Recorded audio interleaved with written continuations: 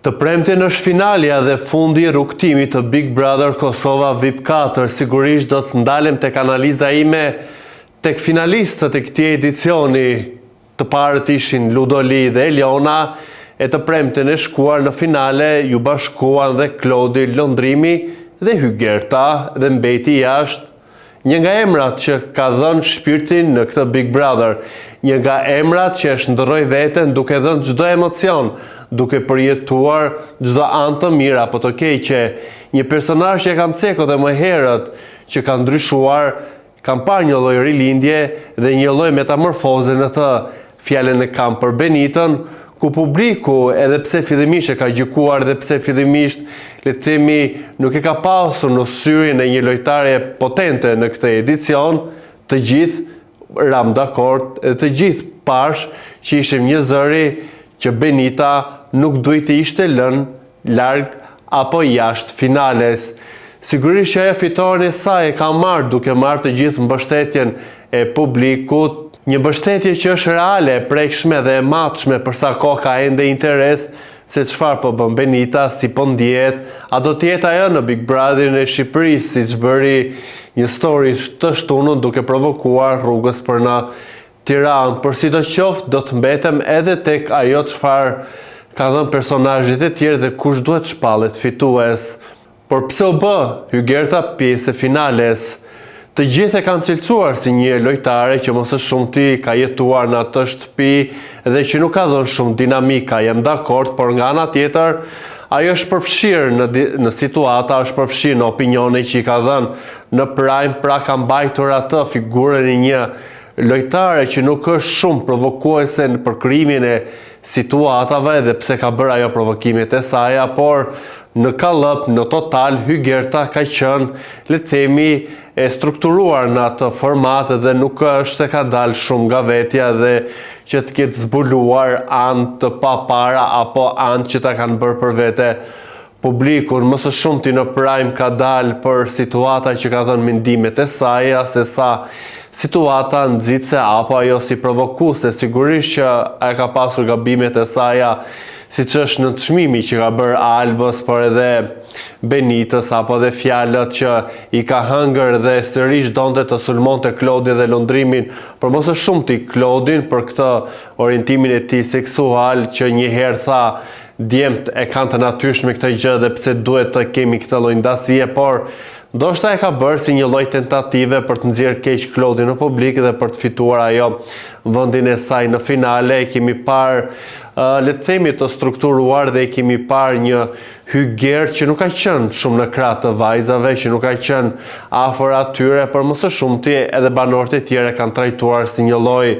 vendi ku shkonin rrëfeshe dhe merrni një lloj mendimi të pjekur nga Hygerta. Por sidoqoftë në formate si Big Brother dhe në edicione të shkuara kemi parë një element të një lojtare si ajo që është bërë pjesë finales, por me hak edhe me atë çfarë ka bërë që i ka dalë shpirti për çdo situatë aktive e gjallë në çdo lloj emocioni. Sigurisht që Benita u desh të shkonte në finale, por që se preku nuk është se në sytë e publikut ajo do të zhvlerësohet dhe nuk e ka ende atë mbështetjen. Por çfarë po ndodh këto ditë në shtëpi? Po shikoj sërish një lloj sulmi të përgatitur nga personat që menaxhojnë Elionën, duke nxjerrë në parë që asë kohë ato të brendshmet në dollapin e Tonit. Po shikoj një lloj organizimi që ka menaxhmenti i Elionës për të nxjerrë keq Klodin, e bën me një postim ku rikthye një histori të vjetër që ka të bëjë me të brendshmet e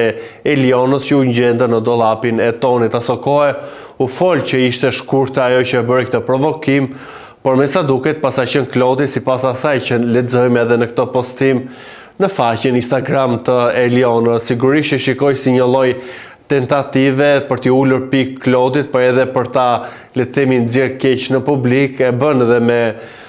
Valdrinin, me sa duket menaxhmenti i Elionës nuk pranon asnjë lloj kritike apo një qasje kundër, edhe pse në një bashkëbisedim për këtë pjesën e familjes, për këtë pjesën shumë të diskutuar dhe të pranishme në lojën e Elionës, ku fillimisht audienca krijoi një lloj keqardhje dhe një lloj impakti të trish për atë çka përjetuar kjo vajzë që në prajme tregon një lloj force të artikulimit, por nga ana tjetër tregon edhe një keqpërdorim të historisë së saj me variante të ndryshme që i jep, por edhe që bën fajtor njerëz që nuk jetojnë më. Por sidoqoftë duke mbetur tek ajo që unë shikoj dhe dëgjova në një bisedë që kishte Eliona me Klodin, ja pranoi tërthorazi që po, ajo e ka përdorur temperamentin e Labinot Regjës, që ai ja ka përdorur gjatë kësaj kohe dhe sulme që ka pasur për drejt familje, si një lloj nxitje që kjo e kishte për të arritur në këto përfundime që ka arritur. Sigurisht që Eliona nuk është një lojtare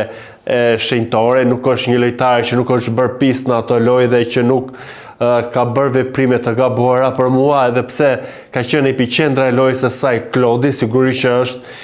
një veprim dhe një lojë e gabuar që të shkosh në shtrat, ka fshosh një mashkull që është i zënë, ka një partnere jashtë, dhe që edhe kur e mora aso kohë informacioni vijove dhe për mua nuk ka asnjë gjë të hishme, dhe pse shikoj si pretendente për ta fituar, nuk shikoj një what's next, pra çfarë do t'japi më për te Big Brotherit Eliona, me çfarë do ta mbaj mbështetjet e saj me reklama, do ta shikojmë të angazhuar në ekran, pra nuk ka një pakesë si mund ta shikosh këtë vajzë që pretendon fitore, dhe ata që komentojnë për të që hera herës nuk din të ndale dhe me gjuhën e urrëties dhe me gjuhën e mlefit, por si të qoftë ka treguar një vajzë që është emancipuar, një vajzë që ka një lloj karakteri luftarak, por edhe një vajzë që përdor këto llojet e pista që mua nuk më pëlqejnë, e sa i takon se kush duhet ta fitojë dhe kush e meriton, dhe ai që ka një lloj mbështetje masive ditëve të fundit edhe nga figurat publike, qoftë ata artistë të skenës apo dhe aktor apo dhe figura pjesë të ekranit, kanë treguar një mbështetje masive për lundrimin, por pos fakti që është kthyer një lloj viraliteti në Brazil, ditët e fundit është po kthehet edhe në një lloj viraliteti edhe në Turqi, ku një nga aktoret më të suksesshme dhe një nga aktoret on top ka pëlqyer një skenjë që ajo ka bërë në një nga serialet e saj, edhe pa edhe tek lëndrimi Demet, padyshim kjo aktore turke i ka dhënë dhe një tjetër suport hov me një like që ka bërë në platformën X, që nga këtu nis edhe një lloj, le të themi, vëmendje që lëndrimi e ka marrë në kontinente të ndryshme. Këtë e ka treguar dhe producentja Olca Muhameti duke ndar lajmin dhe duke e etiketuar si lëndrimin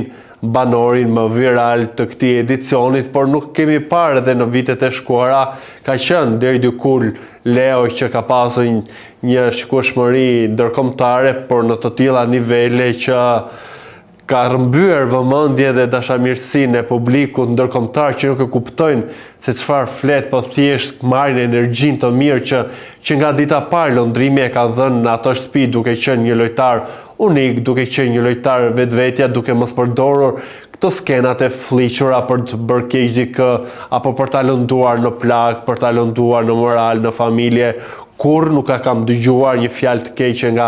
lëndrimi, dhe vijon ende të jetë energjia e mirë e shtëpisë Big Brotherit, dhe kjo energji është pa diskutim e transmetueshme tek të gjithë ata që